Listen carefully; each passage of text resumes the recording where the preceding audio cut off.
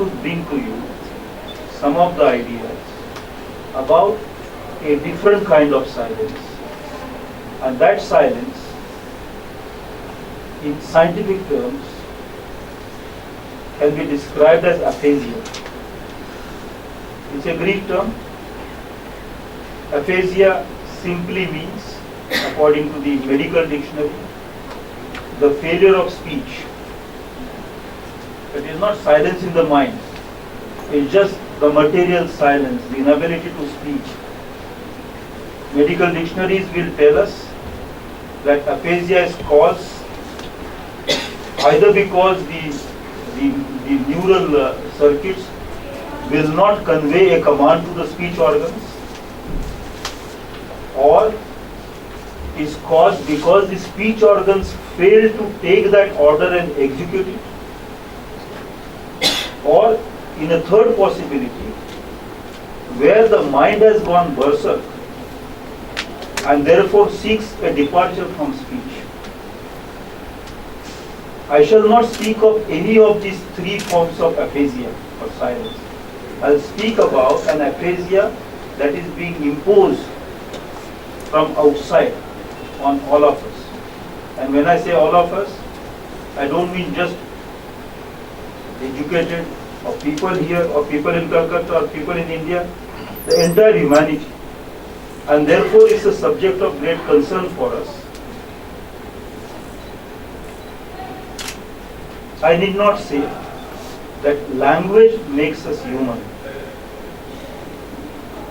If we had to distinguish between other animal species and the human beings, the most distinguishing difference, feature, is our ability to speak, which other species do not have in the same degree of abundance, in the same level, at the same level of complexity.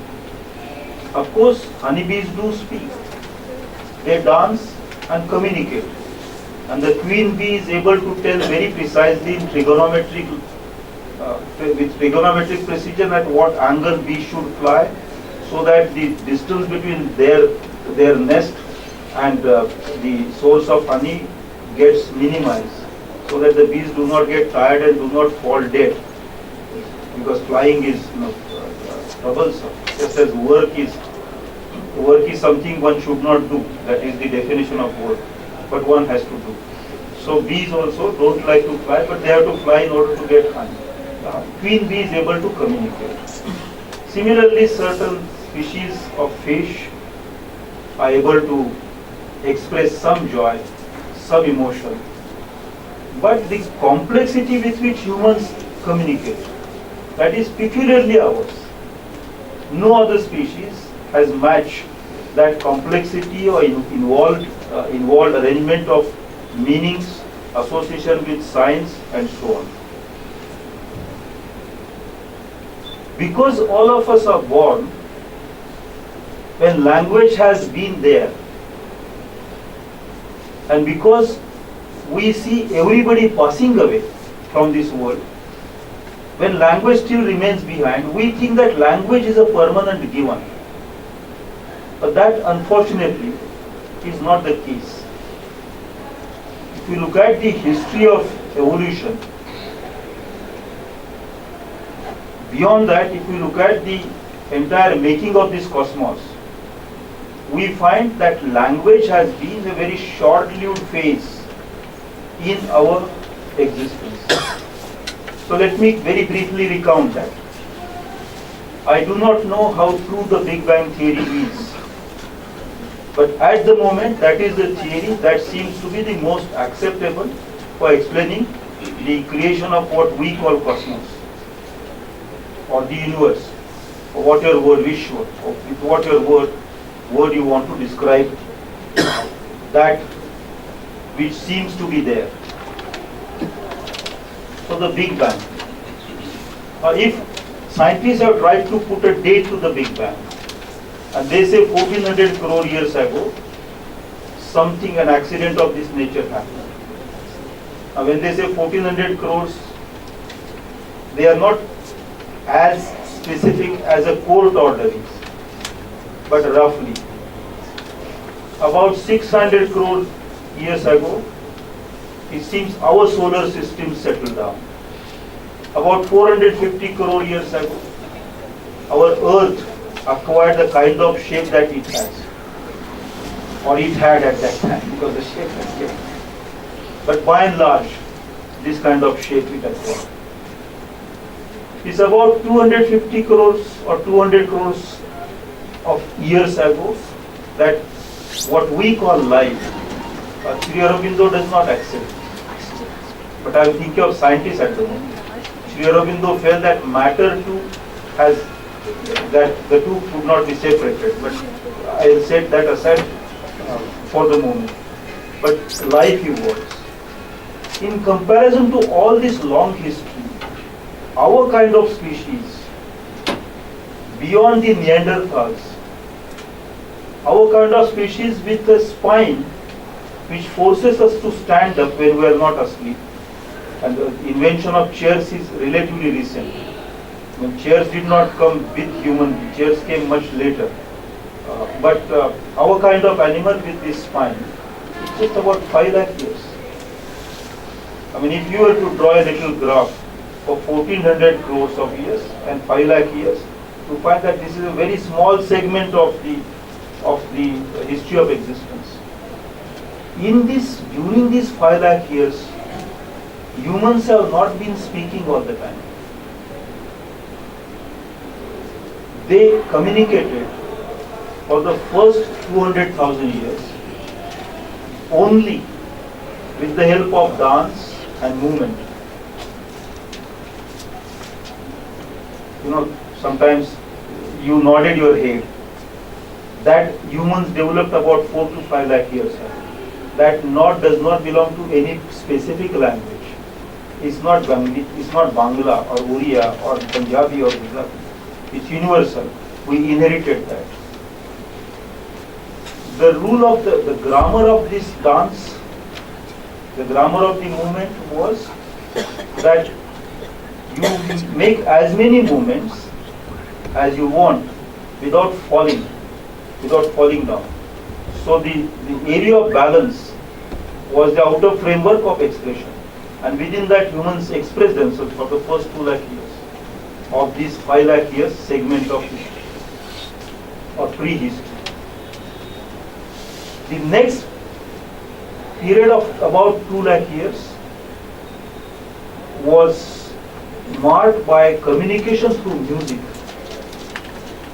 When a grandmother tells a story to me, to a child, and the child says, or sometimes you laugh or smile. That's the kind of music. Some traces of that music have still left with us, though we lost a lot of it.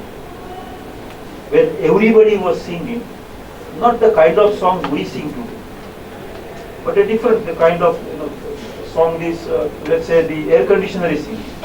Some kind of music. It could be, I won't even be able to imagine the kind of tunes and the kind of tones. But that is when we learned the virtue of voice as a means, as a vehicle of meaning. And that virtue was developed to a point of excess. And always, if you look at the history of capital, you know that something that man knows gets developed beyond a point. That is actually Rabindranath's theory also. The excess of emotions creates beauty. So excess use of voice gave us a takeoff point for developing language which is based in voice or sound. It's only for the last 70,000 years that we have been using the kind of language or languages that we use today, where words stand for some meaning, where voice represents a thought. Of those 70,000 years, the first 40,000 years, man did not, when I say man, please forgive me, I also mean, I mean the human species. So please don't think of it as a gender bias word. I'm using it for convenience. Let me say, for the first 40,000 years of those 70,000 years, women did not know how to say anything about the past, how to say anything about things which are distant. The expressive ability was limited to that which is present, within the eyesight, within the earshot, within now and here, and not at all then and there.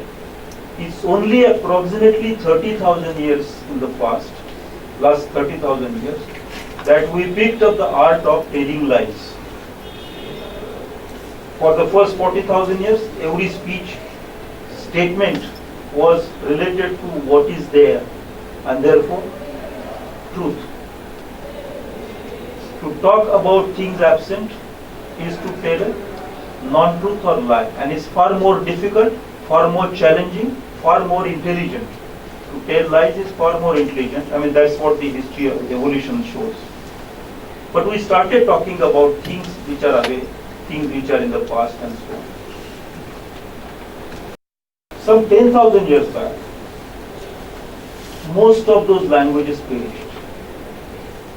The reason being given is that a very fundamental economic shift had taken place. And from hunting, gathering economies, people entered agrarian economies. And there the movement of the body is very different. You have to bend down, touch the earth, be stationary, be looking at the growing seed for several months, staying at one place, and that changes the entire lifestyle, the entire way one thinks, the whole way in which one is related to the earth, to one's own mind, to gods, and it is at that time that new languages cropped up. Now, I gave this long history just to explain the fact that in our own time, we are experiencing once again a similar phenomenon of disappearance of language. UNESCO prepared about 20 years back an atlas of endangered languages. It is estimated that there are about 6,000 languages in the world. Of these 6,000, the prediction is in the next 30 years, approximately 4,000 will perish. Every language is a unique worldview. Every language means lakhs of people thinking of that language as their mother tongue. I don't like to say this, but just imagine if Bangla were to disappear one day, what would happen to us? An entire personality, entire culture, entire worldview, the whole idea of the world. It's a disaster of the worst kind that one can imagine. 4,000 languages will disappear. It is estimated with the help of mathematical modeling, through sociological studies, through language prospecting labs set up in some European countries such as Sweden, that 4,000 languages of the 6,000 which are supposed to be living will disappear in our time. And of the remaining 2,000, those that will have all their domains intact will be only 300. Now, what is a language without intact domains? I am standing before you. But supposing in the next minute I stand before you without my arms or without my ears, languages will remain like, for instance, in my mother tongue, Marathi, and I have got two mother tongues, Gujarati, I am no longer able to go to a doctor and explain to the doctor the nature of the pain that I have. And the doctor is not able to explain to me the nature of remedy she or he has for my pain. The entire domain of talking about pain has disappeared in that language, in both those languages. Now, pain or management of pain, I will use the Greek term anesthesia. Management of pain is anesthesia. exactly opposed to that, but in the same spectrum of human experience is aesthesis or aesthesia. If the ability to talk about pain disappears, the ability to talk about pleasures also disappears at the same time, by the same token. So languages without these domains of talking about human experience, this situation I describe with the Greek term now accepted in English as aphasia. So I want to talk about the disappearing languages and the future of human language in human mind and the kind of silence being imposed on us. I mean, supposing somebody asked me to open my mouth, put my tongue out and said she or he will, in this case I will not say she, I will say only he will clip my tongue. That would be imposing an aphasia on me. Imposing aphasia on me. Such an aphasia is being imposed on the world. If I am not wrong, there is a Bangla poet who has composed a very famous song called Awak Prithvi Awak. Our Prithvi is becoming speechless in very near future. The earth will be without words. It will be silence. Now, why have we come to this stage? My only describing this is not enough. It's like it's like saying the floods are coming, run away, and that is scaremongering. And I don't want to do scaremongering. I would like to put some explanation, scientific explanation for this scenario. Here is one. I will give. There are many reasons given for this. People say the states are not uninterested in languages. The language policy is wrong. All those are superficial reasons. Some say markets are invading us. That is also a good reason, but not sufficiently strong reason. There are other reasons. And I will mention two of the more important of those reasons. First, the shaping of human memory. We have to look at this. I mentioned that some 30,000 years ago, human languages did not have the past tense. Till then, a thing called memory did not operate within the human brain. There was sensory memory, such as other animals have. But memory, which is a repository, which is an accumulation of experience that can be articulated, came into play only with the development of the past tense. Or probably the two are interdependent. It's difficult to say which came first. They both concomitant, they both came up together. When individual memory becomes a little too vast for the individual brain to manage, individuals start putting out this memory in a space which they collectively create, which today we call the social space.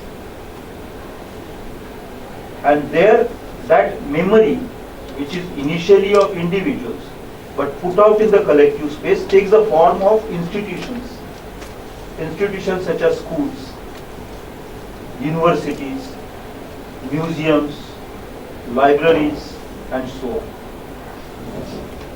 on. There are any number of books written about the history of memory and how in Europe classification system, different taxonomies, different symbolic representations of various subjects was a result of this collective memory, and how some of those classifications got, for instance, in geology, how the rocks and the earth would be classified would be different from classification in mathematics and in the field of music and so on. But symbols were, and there was during the 17th century an attempt made to combine all the classificatory systems into a single taxonomy, a language for single taxonomy. People did not want to develop scripts for every language. They wanted to develop essentially a universal script which would represent all representations. That could not happen because language is also cultural, not just scientific. When such collected memory also becomes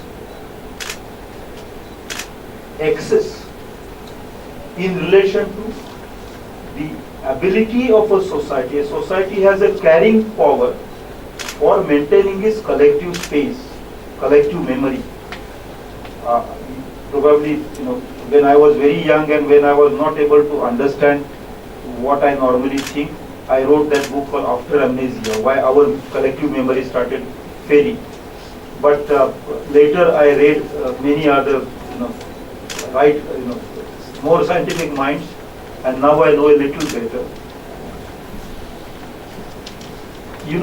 All of you who have done contemporary theory, anybody who has read Lyotard, who says that it won't be knowledge in future, won't be a single knowledge, but knowledge is, it won't be analogy, but paralogies and so on. Actually, what is this crisis in knowledge today? It is a very profound crisis in the nature of memory and what is happening. When human societies cross their carrying capacity for memory, they have started entrusting the function of remembering to a non-human agency. Now, if you touch your pocket, now you will find a memory chip in your pocket just now. Everybody has a mobile phone. And no longer, there was a time when I remembered about 100 telephone numbers. But today I do not remember my wife's telephone number, my telephone number, my daughter's telephone number. Because the same brain, but my brain has entrusted that function. I sometimes don't remember my own name. They ask me, what is your mobile number? And I start looking for it on my mobile. Because the human memory, the function of remembering, is now being passed on to this artificial chip, man-made memory. In such a time, the past tense structure in human languages gets deeply affected. You all know that Sanskrit had 5 forms of past tense. But if you look at the languages that developed in post-printing era, and if you look at new languages that may come up, if at all, in post-memory chip era, you will find that the thinning of past tense structures has taken place. Because languages, human words are no longer required to remember the past. In future, the human mind has to cope with a space not fragmented in terms of chronological time, not fragmented in terms of space we understand, but a completely different cyberspace-like space and time, idea of space and time. Now consider this. Supposing you look at a star tonight, and imagine that, supposing that star is about 600 light years away from us.